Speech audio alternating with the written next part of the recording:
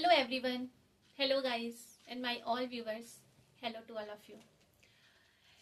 मेरे जो इससे फर्स्ट पार्ट में जो वीडियो था उसमें मैंने बताया था कि सीबीएसई में जो मार्क्स आते हैं वो जरूरी नहीं है कि आपने जो लिखा है उसके अकॉर्डिंग आपको मार्क्स मिल जाता है। कभी कभी मार्क्स ऐसा भी होता है हम कुछ लिख कर लाते हैं, उसके बाद जब हम आते हैं घर तो हम लोग अपने घर में हर कोई जो भी स्टूडेंट्स होता है वो एग्जाम देकर आने के बाद जरूर एक बार चेक करता है कि मेरा कौन सा आंसर सही है कौन सा आंसर रॉन्ग है। उसके बाद वो खुद से अपना मार्क्स कैलकुलेट करता है। जैसे 80 मार्क्स का क्वेश्चन है तो उनको लग जाता है कि हाँ मुझे 60 आ जाएगा, 65 70 मतलब 70 to 80 के बीच आता है। बट जब उसका रिजल्ट आता है तो उसका मार्क्स घट जाता है, वो 50 से 60 में चला जाता है, 60 से 70 मतलब उसके अकॉर्डिंग मार्क्स नहीं आ पाता है। उस समय बच्चे को लगता है कि नहीं कहीं ना कहीं मेरा मार्क्स तो काट लिया गया। ऐसा कुछ नहीं होता है। किसी भी टीचर्स या किसी भी एग्जामिनर या फिर कोई भी कॉपी जो आपका चेक करता है उसका आप उससे आपका कोई पर्सनल दुश्मनी तो होती नहीं है जो आपका मार्क्स काट लेगा। कुछ हम लोग को क्या होता है स्टेप हम लोग गलत करके आते हैं। तो मैंने फर्स्ट पार्ट में ये डाला था कि मैथ्स में किस तरह से हमारे नंबर अच्छे आ सकते हैं। जो हम बना कर आते हैं वो तो सही है, लेकिन कुछ हमारे जो स्टेप्स होते हैं जिनको हम फॉलो करते हैं, जो हमारे बेसिक और फंडामेंटल टिप्स होते हैं जिनको हम फॉलो कराते हैं, तो उससे हमें क्या होता है मार्क्स आ जाता है और सही मार्क्स आता है।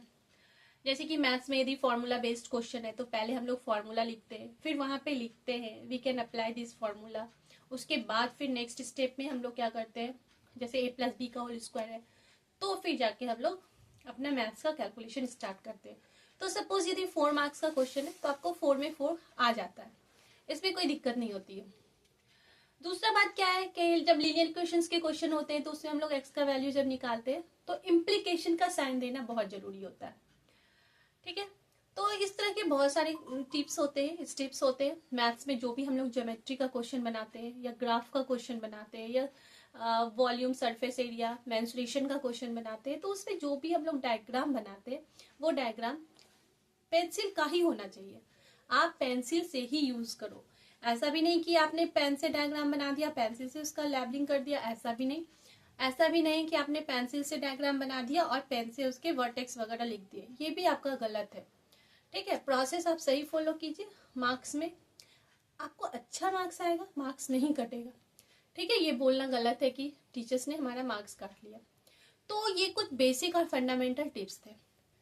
इसी तरह का साइंस में भी आता है। आपको जब आप मेरा पार्ट 2 वीडियो देखेंगे तो उसमें आपको साइंस के सारे फंडामेंटल टिप्स दिखेंगे। ठीक है, साइंस में क्या होता है ना कि साइंस में सबसे पहले आप आंसर को हमेशा स्टेप बाय स्टेप लिखो। एक चीज बच्चे याद रखना, क्वेश्चन जो भी आता है वो इजी टू मॉडरेट रहता है। 60% क्वेश्चन इजी टू मॉडरेट रहता है जो एवरेज स्टूडेंट उसको अटेम्प्ट करते हैं। 20% क्वेश्चन ऐसे होते हैं जो थोड़ा थोड़ा हमारे सिलेबस से तो बाहर कोई क्वेश्चन नहीं जाता, एनसीईआरटी से बाहर कोई क्वेश्चन नहीं जाता है। वो आपके एनसीईआरटी का लाइन बाय लाइन क्वेश्चन रहता है। एनसीईआरटी में जो बॉक्स बने होते हैं आप उनको पढ़िए, वो बॉक्स से क्वेश्चन आता है। एनसीईआरटी में जो एक्टिविटी रहता है एक्टिविटी से क्वेश्चन पूछता है, क्वेश्चन कभी बाहर से नहीं आता है। एक दो क्वेश्चन तो ये तो एक्सेप्शनल है कि एक दो क्वेश्चन तो आना ही आना है, वो भी हमारे पैटर्न पे ही बेस्ड होता है। ऐसा नहीं कि कोई नया पैटर्न आ गया जिसको हमने कभी पढ़ा नहीं। तो क्वेश्चन का जो पैटर्न होता है वो इजी टू मॉडरेट होता है। ठीक है, और यदि हम उसमें और अच्छे स्टेप्स फॉलो करते हैं तो हमारा क्या होता है मार्क्स इंक्रीज करता है। तो सेकेंड पार्ट में मैं आपको बताती हूँ साइंस में क्या होता है। साइंस में आप आंसर को हमेशा स्टेप बाय स्टेप लिखो। ठीक है, स्टेप बाय स्टेप में क्या होता है ना कि जैसे मान लेते हैं हम लोग 5 स्टेप याद करके आए, चलो एक स्टेप हम भूल भी गए तो हमने तो 4 स्टेप तो लिखा, उसमें ग्रामेटिकली मिस्टेक होने के बहुत कम चांसेस होते हैं। ठीक है, और जो कॉपी हमारा साइन होता है, जो चेक करते हैं कॉपी, उनको चेक करना भी इजी लगता है। ठीक, वो ज्यादा इरिटेट नहीं होते हमारी कॉपी से और वे खुश होकर हमें मार्क्स देते हैं। दूसरा क्या है ना कि जो साइंस में डायग्राम आता है उसे आप कभी पेन से मत बनाओ, हमेशा पेंसिल से बनाओ, स्केल का यूज करते हुए बनाओ और उसमें हमेशा लेबलिंग पेंसिल से करो। जैसे कि मान लेते हैं जैसे मान लेते हैं डायग्राम है। ठीक है, डायग्राम में जैसे कि मान लेते हैं आपको नर्व सेल का आया। ठीक है, तो नर्व सेल का जो डायग्राम है जैसे, तो यहाँ पे क्या होता है ना जैसे कि यहाँ पे ऐसे, तो हम लोग क्या करते हैं ना कि ये हमारा क्या है, तो कोई कुछ बच्चे ऐसे लेबलिंग करते, कुछ बच्चे ऐसे लेबलिंग करते, कुछ बच्चे ऐसे, ये जैसे साइटोप्लाज्म है तो इसके कुछ ऐसे। नहीं, ये गलत तरीका है। आप जब लेबलिंग करो तो लेबलिंग करने का जो प्रोसेस होता है, जैसे कि मान लेते, ठीक है, तो आप लेबलिंग करते तो आप हमेशा ऐसे कीजिए, ठीक है। ये मान लेते न्यूक्लियस लिखेंगे, न्यूक्लियस, ठीक। उसके बाद ये जो है, ठीक, ये साइटोप्लाज्म, ये एक्सॉन, जो भी हो, डेंड्राइट्स, जो भी, एकदम साफ साफ आप लिखिए और लाइन बाय लाइन लिखिए, ठीक है। ये नहीं कि कोई ऐसे कोई ऐसे, इस तरह से नहीं। तो गाइस, साइंस की तो बात हो गई। आंसर को हमेशा पॉइंट वाइज लिखिए, 1 2 3 4। जब आपका आंसर कंप्लीट हो जाता है तो उसमें कुछ बेसिक टर्म होते हैं, जैसे कि what are differences between plant cell and animal cell. तो हम लोगों को पता है कि प्लांट सेल एनिमल सेल में क्या डिफरेंस है।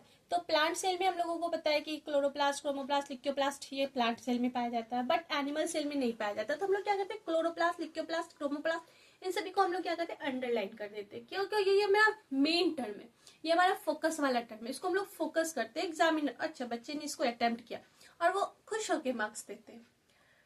दूसरा क्या चीज है, जैसे कि मान लेते हैं आपको कुछ ऐसे टर्म डिफाइन करने के लिए मिला है, ठीक है, स्पेशली साइंस में यदि आपको कोई किसी भी चीज का डेफिनेशन देने के लिए दिया गया है तो आप डेफिनेशन दो, बट उसमें एग्जाम्पल जरूर दो। हो सकता है उन्होंने एग्जाम्पल आपसे ना पूछा, बट आप एग्जाम्पल दीजिए, ठीक है। इससे क्या होता है ना, आपका आंसर अच्छा होता है, सटीक होता है और पूरा आंसर रहता है। फिर उनको कोई चांस ही नहीं मिलता, कोई क्लू ही नहीं मिलता आपका मार्क्स काटने का। तो आप आंसर भी लिखिए, ठीक है, उसके बाद उसका एग्जाम्पल भी दीजिए।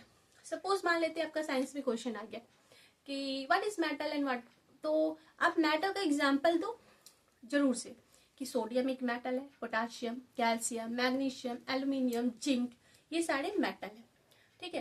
तो हर्बीवोरस, ओमनीवोरस, तो आप लिखो हर्बीवोरस क्या है, ओमनीवोरस क्या है। उसके बाद हर्बीवोरस आपने उससे नहीं पूछा है, क्वेश्चन में पूछ नहीं रहा है वो कि what are the example of herbivorous, but you have to give the example, ठीक है। डेफिनेशन दो, उसके बाद फिर आप क्या करो, आप उसका एग्जाम्पल भी लिखो, हर्बीवोरस का, ओमनीवोरस का, कार्निवोरस का, ठीक है। तो आपका आंसर अच्छा रहेगा, फिर कोई प्रॉब्लम नहीं होगी लिखने। सेम यही चीज है हमारा। फिर थर्ड पार्ट आएगा, थर्ड पार्ट में मैं आपको एसएसटी का क्वेश्चन बताऊंगी कि एसएसटी में कैसे मार्क्स आते हैं।